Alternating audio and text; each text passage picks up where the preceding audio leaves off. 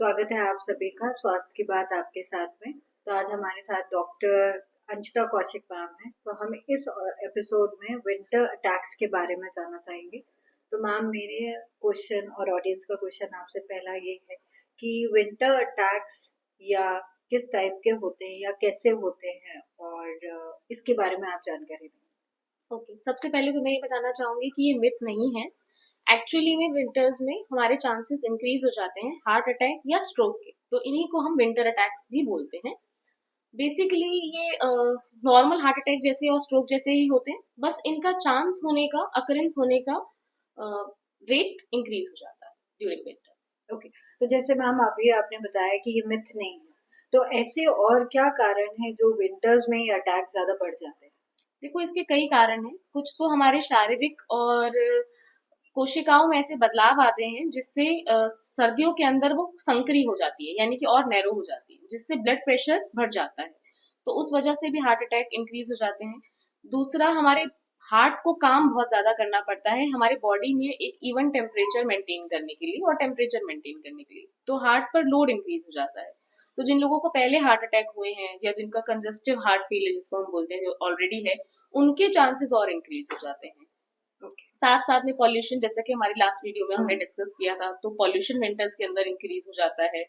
इसके अलावा भी हमारे काफी सारे एनवायरमेंटल और स्ट्रेस रिलेटेड चेंजेस होते हैं जो विंटर्स में आते हैं, तो उस वजह से ये देखने को मिलता है। ओके मैम, जैसे आप एक्सप्लेन कर रहे हैं अभी, तो ये तो लगता है कि नॉर्मल या एनवायरमेंटल चेंजेस है।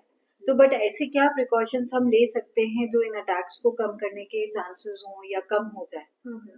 बेसिकली देखिए, आज जैसा आपने कहा बिल्कुल सही है, फिजियोलॉजिकल चेंजेस हैं ये सब, तो इसमें हम बहुत ज्यादा कुछ नहीं कर सकते हैं।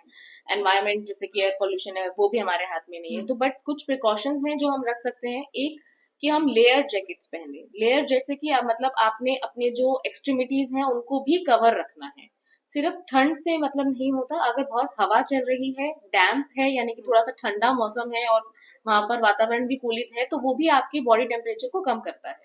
तो आपको अपने हार्ट पे लोड कम करना है, तो इसलिए आपको लेयर वाइज ड्रेस पहननी है। ऐसा नहीं होना चाहिए कि सिर्फ स्वेटर ही स्वेटर एक के ऊपर अपने पाइल अप कर लिए, ताकि अगर आपको गर्मी भी लगती है, स्वेटिंग होती है, तो you can remove one of the layer.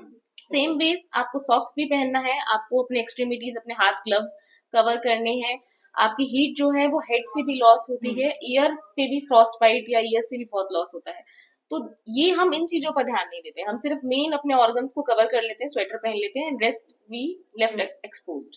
तो वो हमें गलती नहीं करनी है। स्पेशली ये जो प्रोन है इन चीजों से, वो है एल्डरली पीपल या जिनको ऑलरेडी हार्ट प्रॉब्लम है, या बच्चे।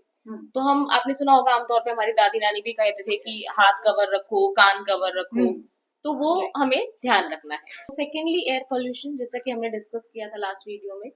थर्ड हमारा है रेस्पिरेटरी इन्फेक्शन। जब हमारे रेस्पिरेटरी इन्फेक्शन होते हैं, तो वो भी हार्ट अटैक को एक तरीके से एक एनवायरनमेंट क्रिएट करके देते हैं। तो हमें उनके लिए अपने हैंड्स क्लियर रखने हैं, कोशिश करना है कि हैंड हाइजीन हम जो विंटर में अवॉइड कर देते हैं वो मेंटेन करें। साथ साथ में हम थोड़ा जो हमारे हर्ब्स हैं, जैसे कि तुलसी हो गया, हल्दी हो गया, इन चीजों का इस्तेमाल हम करते रहें, ताकि हम अपने इम्यून सिस्टम को अच्छा रखें। सेम वेज एक्सरसाइज, पॉल्यूशन में बाहर जाकर एक्सरसाइज नहीं करनी है। सेम वेज विंटर्स में भी अगर बहुत ठंड पड़ रही है, तो हम आपको ये नहीं कहेंगे कि आप बाहर जाकर एक्सरसाइज कीजिए, अगेन क्योंकि टेम्परेचर वेरिएशन होता है, तो इट विल बी प्रॉब्लमेटिक। तो आप कोशिश कीजिए कि आप इनएक्टिव ना हो, पर घर के अंदर एक्सरसाइज करें, इंडोर को आप उसको प्रेफर करें। राइट। चौथा हमारा एक इम्पोर्टेंट पार्ट इसके अंदर ये है कि आप अपना हेल्थ चेकअप कितना कराते हैं, मतलब आपका अपनी हेल्थ पर कितना ध्यान है। डाइट बहुत इंपॉर्टेंट रोल प्ले करता है इसके अंदर। तो ये चीजें आपको स्पेशली विंटर्स में मॉनिटर करनी है, क्योंकि कोलेस्ट्रॉल जो होता है वो जैसे ही विंटर्स आती है, जैसे घी हमारा घर में जम जाता है, सेम वेज वो हमारी नलियों में भी और इफेक्टिवली जमना स्टार्ट होता है विंटर्स में। मैम, जैसे अभी ये टॉपिक चल रहा है ना, आपने अभी कवर भी करा है कि हमें ब्लड टेस्ट या टेस्ट ऐसे, तो मैम कुछ आप इस पे जानकारी दे सकते हैं कि क्या हमें टेस्ट कराने चाहिए जिससे हमें पता चले, या फिर हमें एक फील हो कि हाँ ये हमारा लो है या हाई है। बिल्कुल। तो विंटर्स आते ही वैसे तो आपको 6 monthly yearly, specially above 50 people जो है, उनको तो 6 मंथली ये कराते रहने चाहिए टेस्ट। बट स्टिल जब विंटर आने वाली है, उससे पहले आप एक लिपिड का टेस्ट, अपना बीपी मॉनिटरिंग, साथ साथ में एक शुगर का टेस्ट, और जिनको ऑलरेडी हिस्ट्री है वो अपने कार्डिक बायोमार्कर्स, या अगर कार्डिक बायोमार्कर्स नहीं कराना चाहते हैं तो एक ईसीजी, ओके एक रूटीन चेकअप में करा कर। ओके। जैसे कि मैम अभी आपने कवर करा प्रिकॉशंस, तो मैम ऐसे भी मैं ऑडियंस के लिए भी जानकारी लेना चाहूंगी और अपने लिए भी कि ऐसे क्या साइन है या कब हमें पता चले कि हमारे लिए इमरजेंसी सिचुएशन है या हमारे लिए अलार्मिंग है कि जिसके लिए हमें स्टेप लेना पड़े। ओके, बेसिकली जैसे कि आप देख पा रहे हो कि अगर सपोज किसी को आता है तो कैसे कहाँ पेन आएगा, मतलब क्या लोकेशंस है, तो लोगों का ऐसा एजम्पशन है कि सिर्फ लेफ्ट आर्म में ही पेन आएगा या चेस्ट में ही पेन आएगा। ऐसा नहीं है, आपके अपर बॉडी में कहीं पे भी पेन रेडिएट हो सकता है, लेफ्ट आर्म में भी, राइट आर्म में भी, दोनों में भी, चेस्ट पेन भी। और ऐसा भी हो सकता है कि वो थोड़ी देर के लिए आए और थोड़ी देर के लिए चला जाए, you know, so it's keep coming and going back. तो अगर आपको ऐसे कोई सिम्टम्स हैं और आप ऑलरेडी बीपी के पेशेंट हैं, कोलेस्ट्रॉल के पेशेंट हैं, अबव 50 हैं, एंड स्टेबिंग पेन, जैसे कि आपको कोई दबा रहा है या कहीं आपको कुछ चुभोया जा रहा है, तो ऐसे आपको बहुत एक्यूट पेन लगता है इन अपर बॉडी में, तो आपको उस टाइम पर इमरजेंसी कॉल करना है। पर साथ साथ में, उसके साथ साथ आपको घबराना नहीं है, आपने पेशेंट को भगाना नहीं है या पेशेंट को ऊपर नीचे नहीं कराना, उससे वॉक नहीं करानी है। Let them sit comfortably, you other person needs to call, जो साथ में आपके हैं वो कॉल करें, साथ में उनको बैठाए रखें, देखें कि वो कॉन्शियस रहें। और जो लोग ऑलरेडी बीपी के पेशेंट हैं जिनकी एस्प्रिन चलती है, वो अपना 300 mg एस्प्रिन ले सकते हैं, बट जिनको पहले कोई हार्ट अटैक या कोई हिस्ट्री नहीं है वो ना ले, ठीक है। और इसके साथ साथ आपने कंफर्टेबली सिट करने के बाद, साथ में इमरजेंसी कॉल करने के बाद, अगर पेशेंट अनकॉन्शियस होता है तो नियरेस्ट जिसको भी सीपीआर आता है वो सीपीआर दे सकते।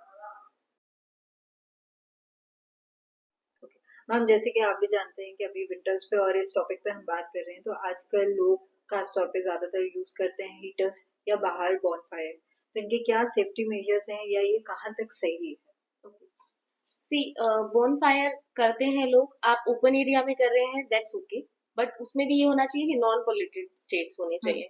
अब जैसे दिल्ली है, वहां ऑलरेडी इतना पोल्यूशन है, या जो मेन सिटीज है जहाँ बहुत पोल्यूशन है, वहां आप घर के बाहर बॉन फायर कर रहे हैं, तो वो आप बेसिकली और कार्बन मोनोऑक्साइड पॉल्यूशन को बढ़ाकर खुद ही इनहेल कर रहे हैं। सो वो हमेशा खुले एरिया में होनी चाहिए। सेकेंडली, जो हम घर पे, घर के बालकनीज में रख लेते हैं या बिल्कुल बेड के साथ में लाके रख लेते हैं कि हमें गर्माहट मिलेगी, तो वो हम उसमें इनहेल कर लेते हैं कार्बन मोनोऑक्साइड, तो that leads to death also. उसकी काफी डेथ रिपोर्टिंग्स होती हैं, और रात रात में वो ऑक्सीजन कम हो जाता है, कार्बन मोनोऑक्साइड और नाइट्रोजन डाइऑक्साइड का लेवल इंक्रीज हो जाता है, और उससे heart attack, stroke, even death हो सकती है, कोमा में भी जा सकते हैं।